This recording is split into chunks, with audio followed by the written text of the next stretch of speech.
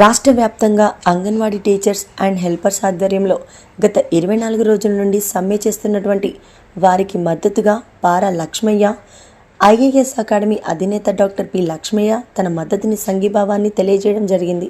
ఆయన మాట్లాడుతూ రాష్ట్ర ప్రభుత్వం వాళ్ళ న్యాయమైనటువంటి డిమాండ్లను పరిష్కారం చేయాలని ఆయన అన్నారు. ఈ కార్యక్రమంలో ఏఐటియుసి, సిఐటియు నాయకులు, అంగన్వాడీ టీచర్స్ అండ్ హెల్పర్స్ అధిక సంఖ్యలో పాల్గొని రాష్ట్ర ప్రభుత్వాన్ని నిరసన తెలియజేయడం జరిగింది. మరి చిన్నపిల్లల యొక్క మరణాలు తగ్గాలన్నా ప్రతి దానికి కూడాను అంగన్వాడీ వర్కర్ లేకుండా ఏ కార్యక్రమం నిర్వహించలేనటువంటి పరిస్థితి మీరందరూ సక్సెస్ఫుల్గా నిర్వహించారు. ఇక్కడ మరి అటువంటి వ్యక్తులకి, చిన్నపిల్లలకి ఎడ్యుకేషన్ మరి 6 months నుంచి 3 సంవత్సరాల వయసు ఉన్నటువంటి పిల్లలందరినీ వాళ్ళకు అవసరమైనటువంటి న్యూట్రిషన్ ప్రొవైడ్ చేయటం, ఈ గ్రామంలో ఎక్కడెక్కడ గర్భిణీ స్త్రీలు ఉన్నారు, ఎక్కడెక్కడ బాలింతలు ఉన్నారు, ఎవరి ఇంట్లో ఉన్నారు, మనకందరికీ పరిచయమైనటువంటి విషయమే. గ్రామాల్లో మనం కొంతమంది ఇళ్ళకి వెళ్ళాం, అయినా కూడా అంగన్వాడీ కార్యకర్తగా నువ్వు ఆ ఇంటికి వెళ్ళి వాళ్ళకి తగినంత రేషన్ ఇచ్చి వాళ్ళని పట్టించుకొని వాళ్ళు వ్యాక్సిన్ చేసుకున్నారా, వాళ్ళ పిల్లల బరువులు చూసుకున్నారా, వాళ్ళ పిల్లలు బడికి వచ్చారా, ఇవన్నీ కూడా మనం పట్టించుకున్నటువంటి సందర్భాలు, వాళ్ళ యొక్క సర్వతోముఖాభివృద్ధికి మనం చేసినటువంటి పరిస్థితులు మీ అందరికీ గ్రామంలో అందరికీ తెలుసు. అత్యంత దురదృష్టకరమైనటువంటి విషయం ఏంటంటే మరి ప్రభుత్వం చేసినటువంటి పనికి, అది పని అనేటువంటిది పని, అది ఏ పనన్నా కానివ్వండి, ఒక పనిని మనం గుర్తించాల్సినటువంటి అవసరం ఉంది. వీళ్ళు అంగన్వాడీ కార్యకర్తలే, వీళ్ళు అంగన్వాడీ ఆయాళ్ళే, లేకపోతే వీళ్ళు ఇంకొకళ్ళే అని చెప్పి ఆ మనుషులకు తగ్గట్టుగా డబ్బులు ఇచ్చేటువంటి కార్యక్రమం చాలా దుర్మార్గకరమైనటువంటి విషయం. మరి వెస్టర్న్ కంట్రీస్, పశ్చిమ దేశాలన్నీ కూడాను నువ్వెంత పని చేసావు, నువ్వెంత డబ్బులు తీసుకుంటున్నావు అనేటువంటి దాని మీద ఆధారపడ్డాయి. కానీ ఇట్లాగా కార్యకర్తకు ఒకటి, ఇంకొక మనిషికి ఒకటి, తెలిసిన మనుషులకు ఒకటి, తెలియని మనుషులకు ఒకటి జీతం ఇచ్చేటువంటి సంస్కృతి ప్రపంచంలో ఎక్కడా లేదా, దరిద్రం మన దగ్గర ఉంది. ఇక్కడ మీరు అడుగుతున్నటువంటిది చాలా న్యాయమైనటువంటి సమస్య. సమాన పనికి సమాన వేతనం. పని ఎవరన్నా చేయండి, మన పక్క రాష్ట్రాల్లో చూసుకున్నామా, పక్క దేశాల్లో చూసుకున్నామా, ఎక్కడన్నా చూసుకునేవండి. మనము పని చేశాము, ఉందాగా మనము ప్రభుత్వం యొక్క గోల్స్ ఏమైతే ఉన్నాయో, ప్రభుత్వం యొక్క బాధ్యత ఏంటి? ప్రభుత్వం యొక్క బాధ్యత పేద పిల్లలైనటువంటి చిన్నపిల్లల్ని పట్టించుకోవటం. ప్రభుత్వం యొక్క బాధ్యత గర్భిణీ స్త్రీలు సక్రమంగా ఆహారం తీసుకుంటున్నారా లేదా అని చూసుకోవటం. ప్రభుత్వం యొక్క బాధ్యత బాలింతలకు అవసరమైనటువంటి విషయాలన్నీ మనం సమకూర్చడం. అవన్నీ ప్రభుత్వం తరఫున చేసేది ఎవరు? వీరు. కాబట్టి మిమ్మల్ని విస్మరించడం అనేటువంటిది చాలా ఘోరమైనటువంటి విషయం. మరి జగన్మోహన్ రెడ్డి గారు ఎలక్షన్స్ అప్పుడు పక్క రాష్ట్రం కన్నా కూడా 1000 రూపాయలు అదనంగా ఇస్తాను అని చెప్పారు. పక్క రాష్ట్రంలో ఈరోజు ఇస్తున్నప్పటికీ కూడా ఈరోజు మిమ్మల్ని అందరినీ పట్టించుకోకూడదు అనేటటువంటిది అది మంచి పద్ధతి కాదు. ఈ సందర్భంగా ప్రభుత్వాన్ని ఖచ్చితంగా డిమాండ్ చేస్తూ ఉన్నాం. మీ అందరి తరఫున నేను కూడా ఖచ్చితంగా లేఖ రాసి అవసరమైనటువంటి అధికారులందరినీ కూడా కలిసి వారికి మీకు అవసరమైనటువంటి సేవ చేయాలి, మీకు అవసరమైనటువంటి వేతనాన్ని ఇమీడియట్గా రిలీజ్ చేయాలని చెప్పి ఆ రకంగా చర్చలకు పిలవాలి తప్ప మేము 5వ తారీఖు లోపల మీరు ఇక్కడే కూర్చున్నట్టయితే మీకు ప్రత్యామ్నాయం చూస్తామని చెప్పడం అనేటువంటిది ఈ డెమోక్రటిక్ కంట్రీలో అది సాధ్యం కాదు అని చెప్పి ప్రభుత్వానికి హెచ్చరిక చేస్తూ ఉన్నాము. ఇక్కడ చాలా సామరస్యంగా టెంట్ కింద కూర్చొని అయ్యా బాబు మేము పనిచేస్తున్నాము, మాకు డబ్బులు ఇవ్వండి అని అడుగుతున్నాం. మనం ఎక్కడ అరాచకమైనటువంటి కార్యక్రమాలు చేయట్లేదు, మనము బల్లలు పడగొట్టట్లేదు, లేకపోతే బస్సులు తగలబెట్టట్లేదు, ఏం చేయట్లేదు. మాకు డబ్బు ఇవ్వండి బాబు. మరి సుప్రీంకోర్టు ఏ రోజు మనకి కనీస వేతనము ఒక భార్య, భర్త, పిల్లలు పెరగడానికి, ఉండడానికి అవసరమైనటువంటి కనీసం వస్తువులు, ఇప్పుడు మీరు మనకి రేట్లన్నీ విపరీతంగా పెరుగుతూ ఉన్నాయి, ఏది మనం కదిలించేటువంటి వల్ల లేదు. 26,000 రూపాయలు కనీసం ఇవ్వమని చెప్పింది. ఆ 26,000 రూపాయలు మీ అందరికీ వచ్చే విధంగా చేయడంలో మీ వెనకాల నేను కూడా ఉంటాను, మన వాళ్ళందరితో పాటు అని చెప్పి ఈ సభాముఖంగా తెలియజేస్తా ఉన్నాను. అట్లానే ప్రభుత్వం కూడా ఆలోచన చేయాల్సినటువంటి అవసరం. ఎందుకు మనం అందరము తెలుసు, ప్రభుత్వము రావాలని చెప్పి, జగన్మోహన్ రెడ్డి గారు రావాలని చెప్పి ఇక్కడ ఉన్నటువంటి వాళ్ళు చాలామంది ఓట్లు 1, 2, 3 కూడా వేసి ఉంటారని నేను అనుకుంటా ఉన్నాను. అయినప్పటికీ కూడా వాళ్ళకి ఈరోజు బజార్లో కూర్చోబెట్టేటువంటి పరిస్థితి చేశారు. అలా చేయడం మంచిది కాదు. ఇప్పటికైనా మించిపోయింది లేదు, 24వ రోజు వచ్చింది. ఇప్పటికైనా సరే సంబంధితమైనటువంటి అధికారులు లేదా మంత్రులు లేదా ముఖ్యమంత్రి గారు ప్రత్యేకంగా పట్టించుకొని వచ్చి మన వాళ్ళతో చర్చలు చేసి ఇంత ఇవ్వగలుగుతాము, ఇంత ఇవ్వము, ఇప్పటి నుంచి ఇస్తాము అని చెప్పినట్టయితే అందరికీ కూడా బాగుంటుందని చెప్పి తెలియజేస్తూ, మరి మీరు ఎక్కడా కుంగిపోవాల్సినటువంటి అవసరం లేదు, ఎక్కడా కూడా బాధపడాల్సినటువంటి అవసరం లేదు.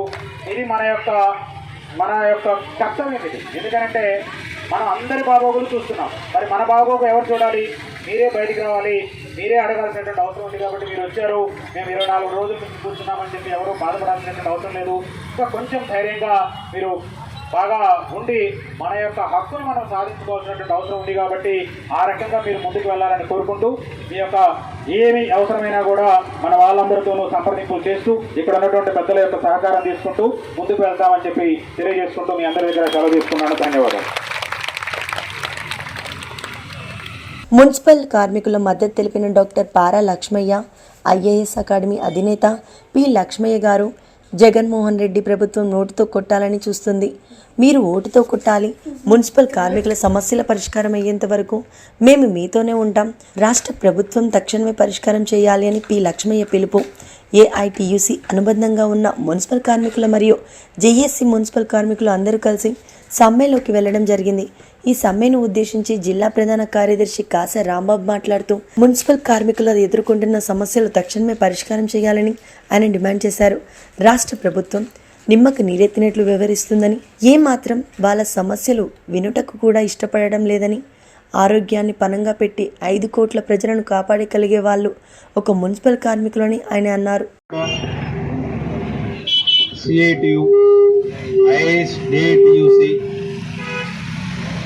ఈ సమస్యలన్నీ నేను చిన్నప్పుడు చదువుకున్నప్పటి నుంచి చూస్తూ ఉన్నాను. ఇప్పటి వరకు కూడా అదే కొనసాగుతూ ఉంది. ఎందుకంటే సమస్యలుగానే ఉన్నాయి. కాబట్టి ముఖ్యంగా వారిని ఎక్కడైతే సమస్య ఉంటుందో అక్కడ ఏఐటియుసి ఉంటుందనేటువంటిది వాళ్ళు నిరూపిస్తూ ఉన్నారు. కాబట్టి వాళ్ళని ప్రత్యేకంగా అభినందిస్తూ, మరి పారిశుద్ధ్య కార్మికులు అనేటువంటి వాళ్ళు లేకపోతే మన యొక్క జీవనం అనేటువంటిది అస్తవ్యస్తం అయిపోతూ ఉంది. మరి వాళ్ళు చేస్తున్నటువంటి సేవ అంతా ఎంత కాదు. మనం ఆనందంగా ఆరోగ్యంగా ఉండాలి అని అంటే పారిశుద్ధ్య కార్మికులు అనేటువంటి వాళ్ళు సక్రమంగా పనిచేస్తేనే మనం అందరం కూడాను శుభ్రంగా ఆరోగ్యంగా ఉంటాం. అలా పనిచేస్తున్నటువంటి వాళ్ళకి వాళ్ళ కృషికి తగ్గట్టుగా, వాళ్ళ పనికి తగ్గట్టుగా సమాన పనికి సమాన వేతనం అనేటువంటి కాన్సెప్ట్లో ముందుకు వెళ్ళాలి. కానీ అలా కాకుండా నీ చావు నువ్వు చావు, నేను ఇంతనే ఇస్తాను, ఇష్టమైతే ఉండు లేకపోతే కష్టమైతే వెళ్ళిపో అని చెప్పడం అనేటువంటిది చాలా దుర్మార్గకరమైనటువంటి విషయంగా నేను మీ అందరికీ చెప్తా ఉన్నాను. అలానే మరి సుప్రీంకోర్టు డైరెక్షన్స్ ఉన్నాయి. మన భారత రాజ్యాంగంలో కూడా స్పష్టంగా పని అనేటువంటి దాన్ని గౌరవించాలి తప్ప వేరే దానిని కాదు. పనిని చూడండి, అది ఏ పని అనేటువంటిది చూడొద్దు, దానికి ఆ పనికి ఆ వేతనం ఇవ్వాలి అని చెప్తూ ఉంటే, మరి ఇంత మంచిగా పనిచేస్తున్నటువంటి పారిశుద్ధ్య కార్మికులకి మనకి ఎంఎస్ యాక్ట్ 2013 అని వచ్చింది, మాన్యువల్ స్కావెంజింగ్ ప్రివెన్షన్ యాక్ట్ అని. ఆ యాక్ట్ ప్రకారంగా కూడా వాళ్ళకి ఒక గౌరవప్రదమైనటువంటి అన్ని వసతులు కూడా కల్పించి ఈ కార్యక్రమాన్ని చేయించాల్సినటువంటి నేపథ్యంలో వాళ్ళకు అవసరమైనటువంటి గ్లౌజులు ఉండవు. వాళ్ళు అనేక రకాలైనటువంటి చెత్తని చెదారాన్ని తీసేస్తున్నప్పుడు మరి ఏ విధంగా చేతులు పెట్టి తీయాలి, వాళ్ళకి అవసరమైనటువంటి మినిమం ఫెసిలిటీస్ కూడా లేకోకుండా, మరి బండికి ఆయిల్ కొట్టుకోకుండా తోసుకొని వెళ్ళిపోతున్నటువంటి సందర్భాలు మనందరం కూడా చాలాసార్లు గమనించుంటాం, మనం గ్రామాల్లో కానీ పట్టణాల్లో కానీ. సో ఈ రకంగా వాళ్ళకి కనీస వేతనం ఇవ్వాలి. అట్లానే వాళ్ళకు అవసరమైనటువంటి సదుపాయాలన్నీ కూడా మినిమం సదుపాయాలు కల్పించాలని చెప్పి ఈ సందర్భంగా ప్రభుత్వాన్ని డిమాండ్ చేస్తూ, వారి యొక్క సమస్యల పరిష్కారానికి అత్యవసరంగా వాళ్ళతో చర్చించి ఒక కంక్లూజన్ తీసుకోవాలి తప్ప మీరు వెళ్ళిపోతే మేము వేరే వాళ్ళని పెట్టుకుంటాము, ఆ పనిని వేరే వాళ్ళతో చేపిస్తామని చెప్పి బెదిరించడం అనేటువంటిది చాలా దురదృష్టకరమైనటువంటి చర్యగా నేను భావిస్తూ ఉన్నాను. వాళ్ళకు అవసరమైనటువంటి సహాయ సహకారాలు అందించడానికి మన ఏఐటియుసికి, ఇతర సభ్యులకు, ఇతర కార్మికులందరికీ కూడాను నేను సపోర్టుగా ఉంటానని చెప్పి సందర్భంగా తెలియజేస్తూ మీ అందరి దగ్గర సెలవు తీసుకున్నాను. ధన్యవాదాలు.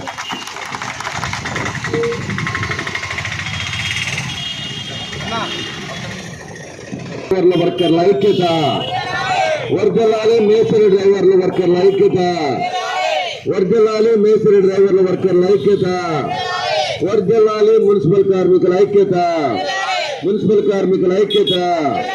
పర్మనెంట్ చేయాలి అవుట్సోర్సింగ్ కార్మికులను, అవుట్సోర్సింగ్ కార్మికులను, అవుట్సోర్సింగ్ కార్మికులను ఇవ్వాలి సమాన పనికి సమాన వేతనం, సమాన పనికి సమాన వేతనం ఇవ్వాలి. కనీస వేతనం 26,000 రూపాయలు, కనీస వేతనం 26,000 రూపాయలు. పల్నాడు జిల్లా నరసరావుపేట అరండల్పేటలో బీసీ కార్యాలయం నందు భారతదేశపు తొలి మహిళ ఉపాధ్యాయురాలు సావిత్రిబాయి పూలే గారి 193వ జయంతి కార్యక్రమాన్ని ఘనంగా నిర్వహించి బీసీ సంక్షేమ సంఘం నాయకులు, ఈ సందర్భంగా రాష్ట్ర అధికార ప్రతినిధి బాదుగున్నల శ్రీను మాట్లాడుతూ చదువుల తల్లి సావిత్రిబాయి పూలే జయంతి సందర్భంగా ఘన నివాళులు. 180 ఏండ్ల క్రితం విద్యా విప్లవ క్రాంతి సావిత్రిబాయి పూలే వేసిన విద్యా పునాదులే నేటి స్త్రీ స్వేచ్ఛకి ప్రధాన కారణం. కుల మతాల పేరుతో తరతరాలుగా అణచివేతకు గురైన నిమ్న జాతి ప్రజలకు ఆత్మస్థైర్యం కల్పించి వారి హక్కుల కోసం పోరాడిన మహానీయుడు మహాత్మా జ్యోతిరావు పూలే అర్ధాంగి సావిత్రిబాయి పూలే మహిళా సాధికారతకు నిలువెత్తు రూపం. భారతదేశంలో మహిళా విద్యకు పెద్దపీట వేస్తూ అట్టడుగు వర్గాలకు చెందిన స్త్రీలు చదువుకునేందుకు ఆమె పాఠశాలలు ప్రారంభించి తన భర్తతో కలిసి సత్యశోధక సమాజాన్ని స్థాపించి బాల్య వివాహాలు, మూఢనమ్మకాలను నిర్మూలన, రూపుమాపటం, వితంతు పునర్వివాహం కోసం శ్రమించారు. जोहार सावित्रीबाई फुले, जोहार सावित्रीबाई फुले, जोहार सावित्रीबाई फुले, जोहार सावित्रीबाई फुले, जोहार महात्मा ज्योतिराव फुले, जोहार महात्मा ज्योतिराव फुले, जोहार सावित्रीबाई फुले, जोहार महात्मा ज्योतिराव फुले, जोहार डॉक्टर बी.आर. अंबेडकर, जोहार डॉक्टर बी.आर. अंबेडकर, जोहार महात्मा ज्योतिराव फुले, जोहार महात्मा ज्योतिराव फुले, जोहार सावित्रीबाई फुले.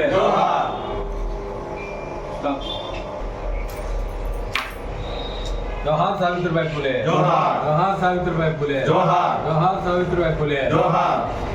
ఈరోజు మరి జ్ఞానజ్యోతి మహాత్మా జ్యోతిరావు పూలే గారి సతీమణి, భారతదేశపు తొలి మహిళా ఉపాధ్యాయురాలు సావిత్రిబాయి పూలే గారి జయంతి సందర్భంగా మరి నరసరావుపేటలో బీసీ సంక్షేమ సంఘం ఆధ్వర్యంలో ఘనమైనటువంటి నివాళులు అర్పిస్తూ జయంతి కార్యక్రమాన్ని చేయడం జరిగింది.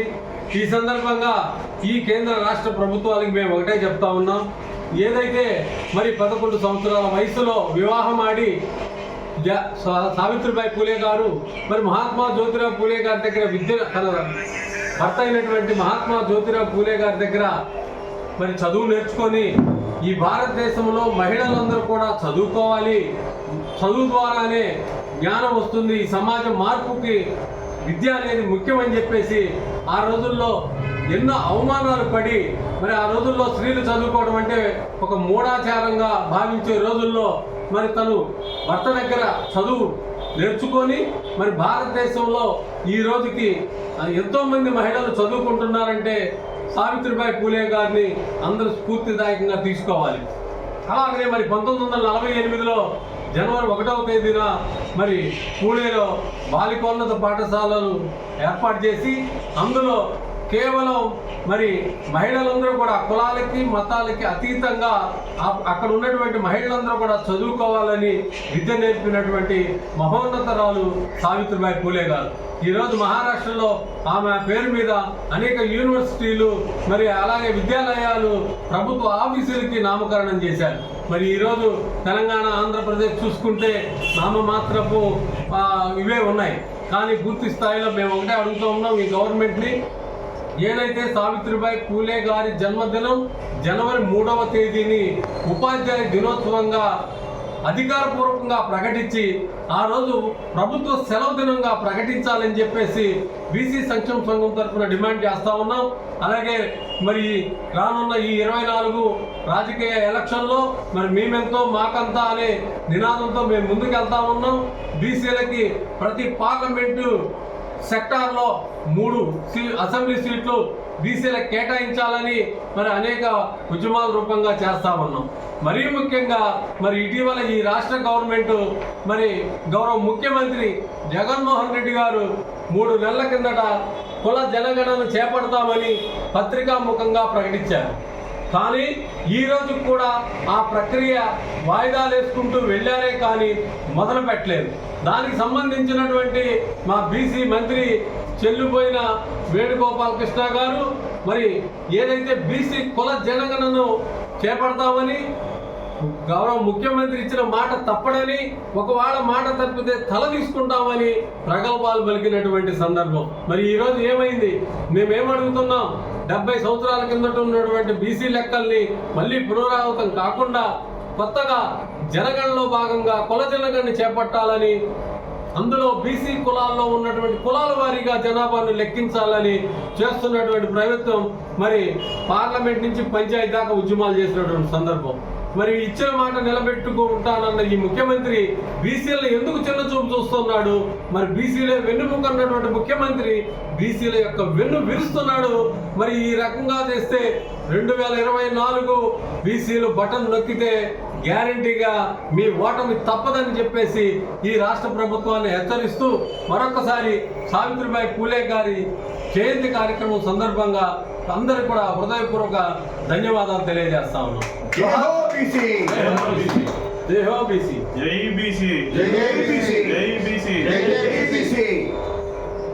మెదక్ జిల్లా హవేలీ గన్పూర్ మండలంలోని బూర్గుపల్లి, గాజిరెడ్డిపల్లి గ్రామాలలో ప్రజాపాలన కార్యక్రమంలో మెదక్ ఎమ్మెల్యే మైనంపల్లి రోహిత్రావు, కలెక్టర్ రాజశేష, అదనపు కలెక్టర్ వెంకటేశ్వర్లతో కలిసి పాల్గొన్నారు. ఈ సందర్భంగా మెదక్ ఎమ్మెల్యే మాట్లాడుతూ కాంగ్రెస్ ప్రభుత్వం ప్రజల ప్రభుత్వం అని ప్రజలకు సంక్షేమ ఫలాలు అందించాలనే ఉద్దేశంతో 6 గ్యారెంటీలకు తీసుకొచ్చిందని అన్నారు. 6 గ్యారెంటీలను అందరూ సద్వినియోగం చేసుకోవాలని సూచించారు. గతంలో నాయకులు ఎన్నికలు వచ్చినప్పుడు మాత్రమే గ్రామాలకు వచ్చేవారని, ఇప్పుడు ఆ పరిస్థితి ఉండదని అన్నారు. గతంలో ప్రభుత్వంలో ఏ చిన్న దరఖాస్తు ఇవ్వాలన్నా అధికారుల చుట్టూ తిరగాల్సి ఉండేది అని పేర్కొన్నారు. కాంగ్రెస్ ప్రభుత్వంలో అధికారులే మీ ఇంటికి వచ్చి దరఖాస్తులు తీసుకుంటున్నారని కొనియాడారు.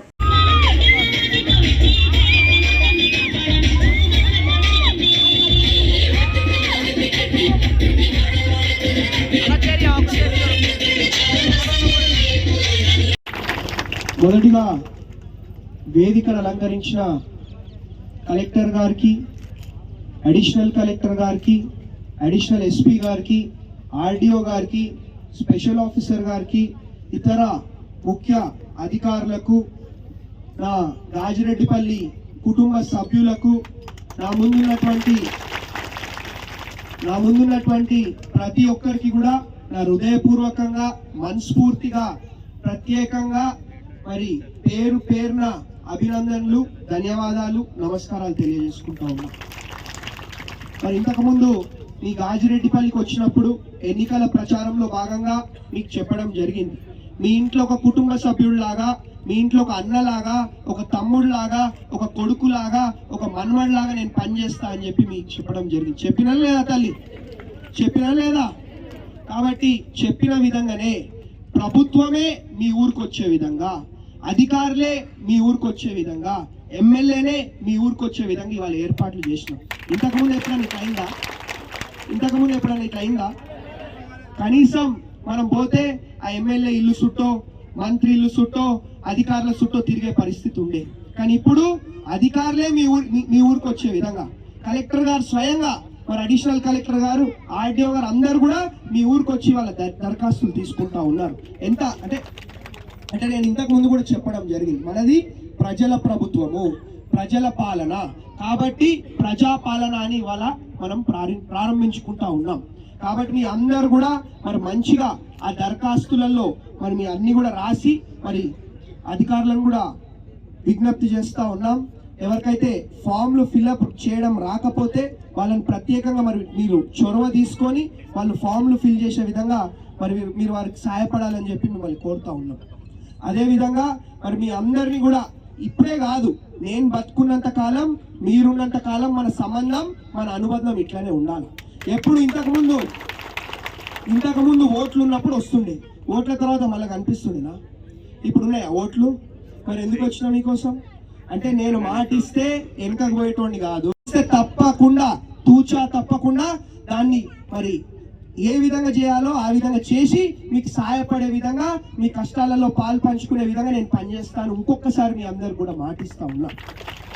ఇంతకుముందు ఎన్నికల ముందు చెప్తేనేమో ఓట్ల కోసం చెప్తుండంటారు, ఇప్పుడేమో నాకు చాలా స్వేచ్ఛ వచ్చింది.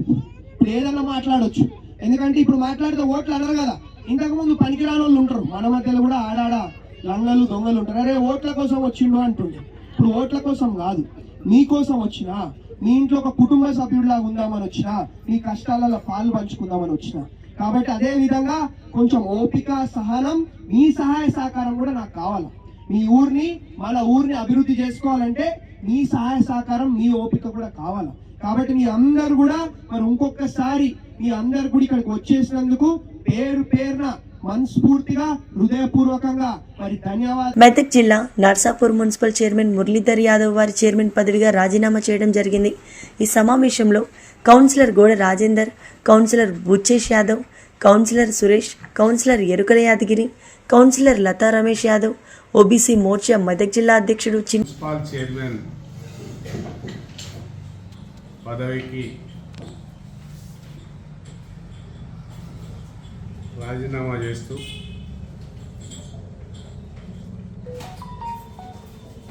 గత కొన్ని రోజులుగా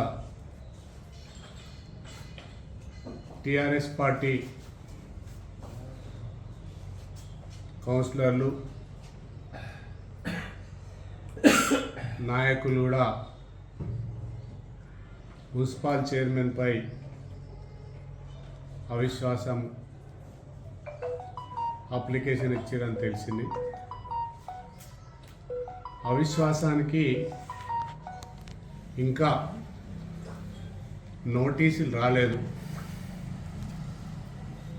అవిశ్వాసానికి ముందే మున్సిపల్ చైర్మన్ పదవికి రాజీనామా చేస్తున్నాం. ఎందుకంటే గత ప్రభుత్వ వైఫల్యాలు నర్సాపూర్ మున్సిపాలిటీకి కావచ్చు, నర్సాపూర్ పట్టణానికి కావచ్చు, గత ప్రభుత్వంలో నర్సాపూర్ నియోజకవర్గ కేంద్రం అయినప్పటికీ నూతనంగా ఏర్పడ్డ మున్సిపాలిటీకి నిధులు లేక, శాంక్షన్ చేసిన నిధులకు కాంట్రాక్టర్లు డబ్బులు కూడా రాక 9.5 సంవత్సరాల నుంచి డబుల్ బెడ్రూమ్లు కడుతూనే ఉన్నారు. నర్సాపూర్ చెరువు మినీ ట్యాంక్ బండ్ చేస్తామన్నారు, అది తీసుకొని కౌడిపల్లి ఎక్కడనో వేసారు. ఇవాళ గత ఇంకా ముందున్న ప్రభుత్వాలు పాలిటెక్నిక్ కాలేజ్ కావచ్చు, ఎంఆర్ఓ ఆఫీస్ కావచ్చు, కోర్టు భవనం కావచ్చు, ఇట్లాంటి అన్నీ కూడా ఏ భవనాలు లేవు. 10 సంవత్సరాలు వాళ్ళే అధికారంలో ఉన్నారు. ఓకే, అవిశ్వాసం పెడితే మాకేం అభ్యంతరం లేదు. మీ అవిశ్వాసం కంటే ముందే మేము రాజీనామా చేస్తున్నాం. కనీసం నర్సాపూర్ అభివృద్ధికి ముఖ్యమంత్రి గారు వచ్చినప్పుడు ఇచ్చిన నిధులు ఈరోజు దాఖలా లేవు, కాగితాలకే పరిమితమైంది. ఇంకా మొదటి స్లాబ్, రెండో స్లాబ్లోనే నర్సాపూర్లో డబుల్ బెడ్రూమ్లు ఉన్నాయి. ప్రజలందరూ కూడా ఆలోచిస్తున్నారు. ఇవాళ ఆ ప్రభుత్వం పనిచేస్తలేదు, ఆ పార్టీ నాయకులు పనిచేస్తలేరు అని ప్రభుత్వాన్ని గద్దెదించారు. కోట్లాది రూపాయల అప్పులు చేసిరు. సెక్రటరేట్ కూల్చేయడం, కాళేశ్వరం కుంగిపోవడం, కాళేశ్వరం పేరు మీద ఇసుక మాఫియా, ఇట్లాంటివన్నీ చేసిరు. చాలా సందర్భాలలో అడిగినాం, నర్సాపూర్లో చెరువుల మట్టం ఇసుక మీద డబ్బులను నర్సాపూర్ చెరువు కట్టకే ఏ దానికన్నా వాడమని. కనీసం ఆ నిధులు కలెక్టర్ ఆఫీస్లో పెట్టి ఎక్కడికో తరలియడం జరిగింది. కాబట్టి చేతగాంతనానికి నిదర్శనం టిఆర్ఎస్ పార్టీ ఇవాళ ఇంకో కొత్త దుకాణం పెట్టారు. మీరేంది అవిశ్వాసం పెట్టేది, మేమే స్వచ్ఛందంగా రాజీనామా చేస్తామని రాజీనామా చేస్తున్నాం. కానీ ప్రజలు గతంలో ప్రభుత్వం మీద చాలా నమ్మకాలు పెట్టుకొని నీళ్లు, నియామకాలు, నిధులు ఏం చేస్తామని చెప్పినాయి మనకు వస్తాయంటే అవి కూడా రాలే. ప్రభుత్వాన్ని ప్రజలు ఎందుకు గద్దెదించారో కూడా ఒకసారి టీఆర్ఎస్ పార్టీ వాళ్ళు ఆలోచించాలి. ఇవాళ మసిమూసి మారడిగా చేసి ఎన్నికలలో డబ్బులు వంచి గెలిచిరు కదా, మీ పార్టీ అధికారంలో ఉన్నప్పుడే పని చేయలే, ఇప్పుడేం పని చేస్తారు? గతంలో ఇచ్చిన సీఎం గారు ఇచ్చిన ప్రొసీడింగ్ కావచ్చు, అవన్నీ మొన్ననే క్యాన్సిల్ చేయడం జరిగింది. ఇవాళ హైదరాబాద్కు కూతపెట్టునున్న నర్సాపూర్ ఏ దశలో ఏ కార్యక్రమంలో అభివృద్ధి జరిగిందో కూడా చెప్పాలి. పదవుల కోసమే పాకులాడుతురు కదా, పదవులు మాకేం కొత్త కాదు. మీరు పదవుల కోసం రకరకాల అంచనాలు వేసిరు, రకరకాల ఎత్తుగడలు వేసిరు. ఇవాళ సిద్దిపేటలో కూడా, హైదరాబాద్లో జిహెచ్ఎంసీలో కూడా అవిశ్వాసం పెట్టే పరిస్థితి. గత టీఆర్ఎస్ ప్రభుత్వం పుణ్యమాని ఈ రాష్ట్రం తాగుబోతు రాష్ట్రంగా మారి ఎంత అప్పులు జరిగినా అసెంబ్లీలో చదువుతుంటే తెలుస్తుంది. ఇసుక, మట్టి ఏది కూడా విడిచిపెట్టకుండా ఇవాళ మాఫియాలు చేసిన ప్రభుత్వం టీఆర్ఎస్ ప్రభుత్వం. ఇక చచ్చిపోయిన పాముని ఇంకేం చంపుతాం కానీ ఆ పార్టీ కాలగంగంలో కలిసిపోయింది. కాబట్టి ఇక్కడ ఉన్న టీఆర్ఎస్ పార్టీ నాయకులు అవిశ్వాసం పెట్టే ముందే స్వచ్ఛందంగా మున్సిపల్ చైర్మన్ పదవికి రాజీనామా చేస్తున్నానని ఈ సందర్భంగా తెలియజేస్తున్నా. ప్రజలు నమ్మకం పెట్టుకొని గెలిపించిన పదవులకు న్యాయం చేయాలి. అధికారంలో ఉన్నప్పుడే చేయలేరు, మీరు ఇంకా ప్రతిపక్షంలో ఏం చేస్తారో కూడా చూడాలని చెప్పేసి ఈ సందర్భంగా తెలియజేస్తున్నారు.